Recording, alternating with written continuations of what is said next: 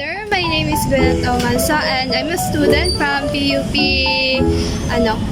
Santa Mesa, Manila. So, we are conducting a survey for academic purposes to learn about the impact of social media on Filipino youth. So, would you like to, willing to answer our question? Yes po, sure. So, let's jump right in. So, could you share a personal experience about how your use of social media has impacted your mental health, either positively or negatively? Sa may positive side, nakatulong po siya sa akin para makipag-connect sa mga kaibigan ko kasi may mga kaibigan ako na mga nasa malayong lugar, lalo na ngayon na new environment. So ngayon hiwalay-hiwalay kami kasi senior high school. So I think magagamit ko yung social media para makipag-connect pa rin sa kanila, and yung pag may mga kailangan sa school tas hindi ako familiar sa nililesson namin, social media can help me para mag-research. Tas pwede ako doon mag-review for more knowledge ba sa social media. Social media yung ginagamit ko para may mas malaman pa ako. Yung sa may negative naman, nagiging parang nadidistract ako. Kumbaga parang every time kunyari pag nagle-lesson ako, nag-aaral ako sa bahay, pag may nagno-notif ko na chat na kaibigan ko, syempre pag may chika, di ko naiiwasan na hindi siya pansinin since halos lahat naman siguro tayo dito interested sa chika. So, every time na nag-aaral ako, pag yung notification na yun na nag-pop, nawawala na yung focus ko sa may pag-aaral, tas nakipag-usap na ako sa mga kaibigan ko. So, yun yung negative para sa akin kasi nadidistract ako. So, thank you po for that beautiful answer. And we appreciate your courage in sharing your ideas about our question. So, I hope na hindi ka namin naabala. Hindi po. So, thank you again. Thank you.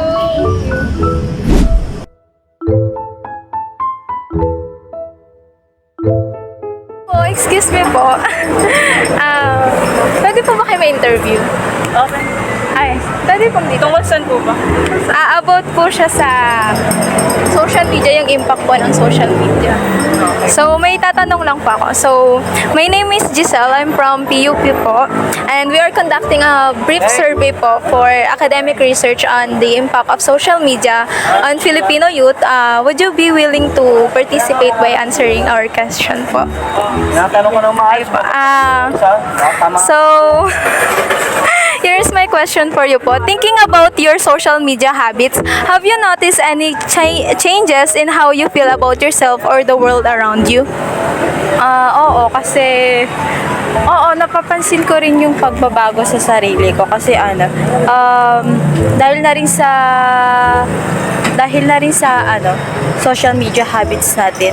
And kasi yung social media medyo malawak siya, and parang nag-i-increase siya ng nag-increase siya sa awareness of various global issues and points of view, which has been interesting and informative. And I also become aware of the community pressure and validation that social media can bring. Pero minsan napapansin ko rin na mahirap tuklasin yung between that significant and what is noise, ideas, information. And pero natuklasan ko na kung paano i-deal yun. Best way to deal that these changes is to careful choose the content and inspire informations and uplifts me on social media. Thank you so much po for sharing your thoughts about this question. I know that social media is a complex space, and by our question I can see that you deeply reflect about your actions. So I hope that through this you can be aware now of its impact and how it can affect you. I would also like to thank you you for participating in this and giving your time to answering this. Thank you po. Thank you. For letting me interview you. So, here's my question. Have you ever tried taking a break from social media, and if so, did you ever notice any change in your mood or behavior? Actually, nag-try kami dahil dun sa isang subject na mag-break for 24 hours. So, kailangan hindi kami gagamit ng software talaga. As in, walang bawal mag-check or what. So, ayun. Okay naman siya, pero at first, boring. Ang boring kasi nasanay tayo, di ba, na laging may tinitignan gamit yung cellphone natin, i-check ng mga social media apps natin. Boring siya, tapos parang hindi ka mapakali. Pero pag naman nakakita ka ng parang libangan na hindi gagamit ng any software, tulad nung lumabas ka with friends, tapos kwentuhan kayo, gano'n, or magbasa ng books, like literal na books. Ayun, okay naman siya, okay naman yung mood. Parang basta peaceful, in short, gano'n. Okay ba? Ganun po. So thank you for your response. I am glad to hear how taking a break from social media had such positive impacts on your well-being. Thank you po.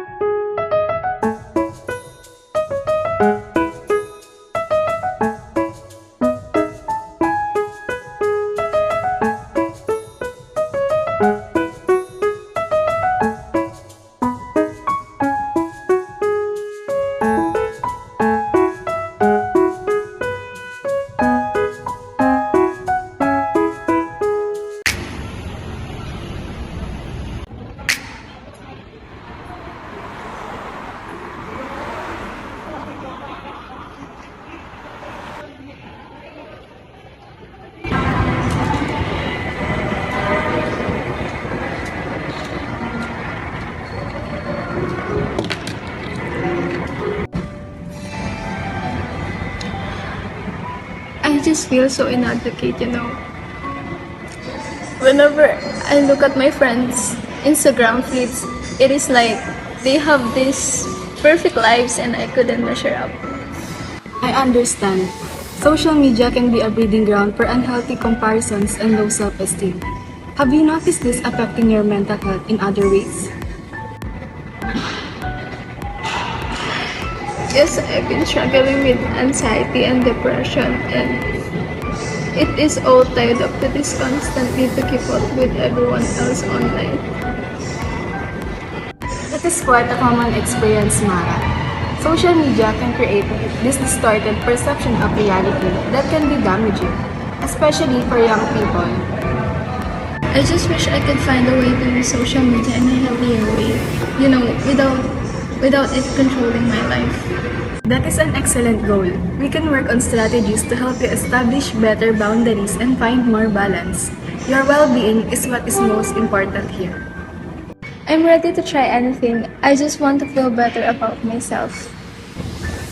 Okay, let's start by setting boundaries. Limit your time on apps. Unfollow accounts that makes you feel bad. That makes sense, and replace the With the counselor's guidance, Jezel began to take the necessary steps to reclaim her mental health and find a healthier balance with social media. It would be a journey, but one filled with the potential for growth and self-acceptance.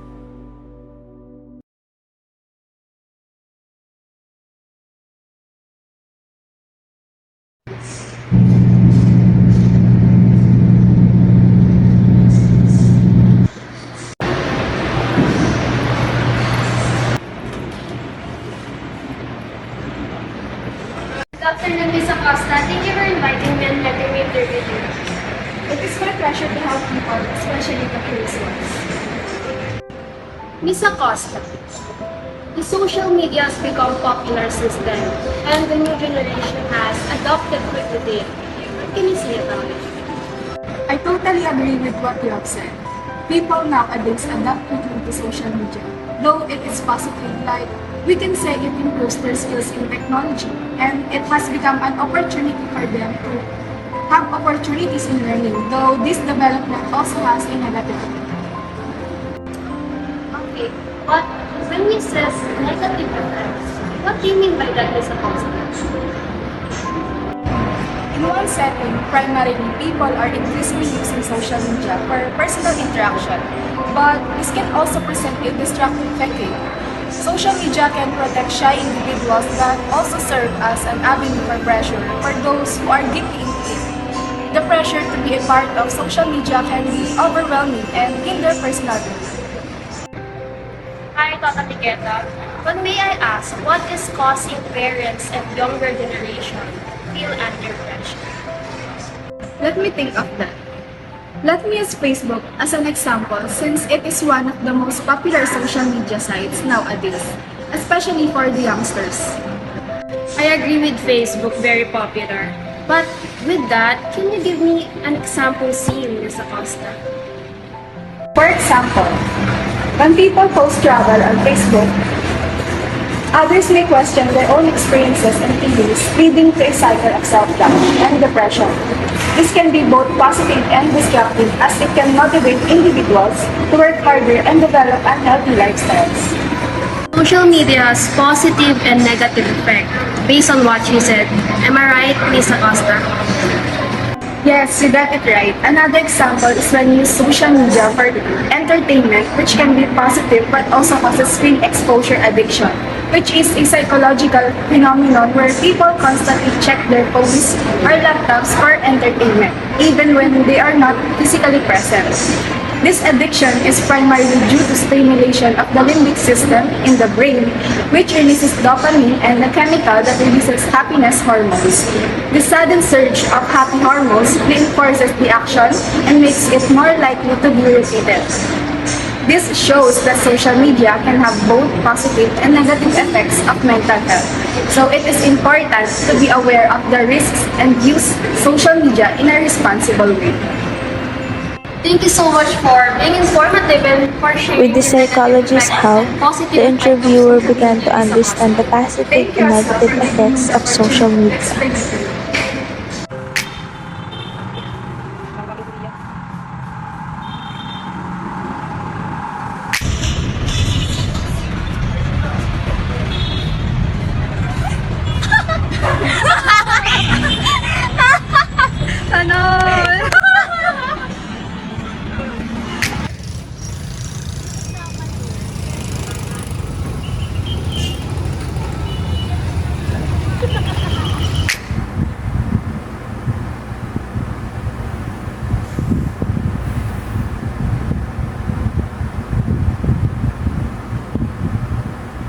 I just can't look at this. Why do I feel like everyone is out there achieving their dream and goals? While mine continues to crumble.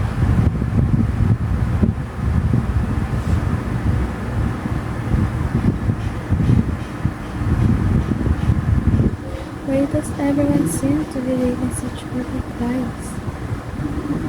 I can't keep up with them. Is this what I get after taking things much time into it? Am I gonna have those things? Am I halfway?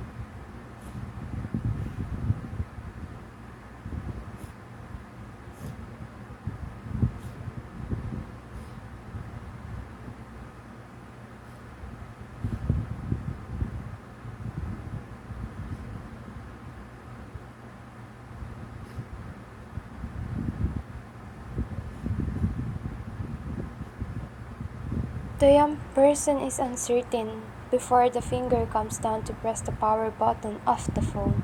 All the lights are turned off and the lighting comes from the moon outside the window. A young person is lying in bed, staring at their ceiling, looking sad and exhausted. It's important to set limits on social media use and take breaks from the screen. It is also important to remember that social media is not a reflection of real life. Social media was like a vice for me because once you start to depend on it, that's when you will realize that you're getting yourself into something you won't get back out of. I know that social media has its own benefits and consequences, but if a person doesn't know their own limitations when using this, there is this quote that says the end doesn't justify the means, and people will only realize their action when it's already too late. So after we finished the short film documentation, I was saddened that my fellow youths are experiencing the depressing outcome of using social media, especially for their mental health. I hope that through this, I had reached those people who needed a reminder how social media has a huge impact on their mental health. Now everyone remember this practice getting out, even just for one day. Please free yourself in using your phone and checking your social medias and start to just love and value yourself first. Simple disconnection from social media means reconnection with yourself. It is a refreshing pause that reclaims our peace, focusing on what truly matters. Social media has a huge impact on young people's mental health. It can help us to stay connected and informed, but it can also cause anxiety and makes us feel bad about ourselves due to constant comparisons and online bullying. That is why we need to use it wisely. We need to protect our mental health and maintain a healthy balance. We, the youth, must possess a holistic vision of the good and bad aspects of social media. Only then can we discern the proper times to engage with it, so that we remain aware and do not let ourselves be led misguided, but rather shape the future of this rapidly evolving platform. I've seen how social media can uplift and harm our mental health. On one hand, it connects us to friends and opportunities, but on the other hand, it can lead to feelings of inadequacy and anxiety. Balancing its use is important for our well-being. This became crucial part of modern communication, particularly for the younger generation. However, it has also been linked to negative impacts on mental health, cyberbullying, addiction, and sleep deprivation. Excessive use of social media can lead to anxiety, depression, and low self-esteem, as young people compare themselves to their peers or influencers. Cyberbullying is another issue, where negative or false content is shared to embarrass or harass someone, often resulting in severe emotional distress and tragic outcomes like self-harm or suicide. The addictive nature of social media can also lead to time wastage, affecting the academic performance and real-world social interactions. The dopamine-driven feedbacks of likes and comments and shares can keep the young people hooked, leading to neglect responsibilities and face-to-face relationships.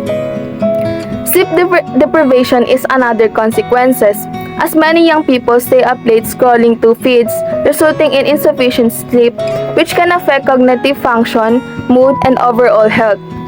To eliminate or avoid these effects, it is essential for parents, educators, and youth to work together to promote healthy balance of use of social media, emphasizing real-world interactions and self-awareness. We observe how social media allures of connectivity and knowledge has been accompanied by troubling increase in mental health challenges among our youth.